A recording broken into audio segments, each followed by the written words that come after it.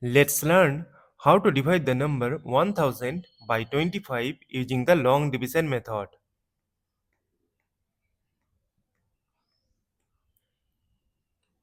See that 1 is less than 25, 10 is also less than 25.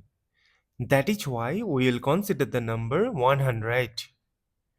We know that 25 times 4 is equal to 100.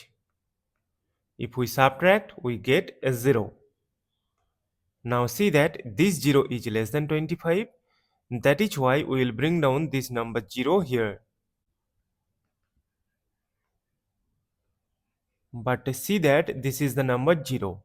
So we can remove 1 0. And we know that 25 times 0 is equal to 0. Subtract, we get 0. Now see that we have no number to bring down here. And we have got the number 0. That's why we will stop. Therefore, 1000 divided by 25 is equal to 40. And this is our final answer. Thank you for watching. Please like, share and comment on the video. Also do subscribe the channel.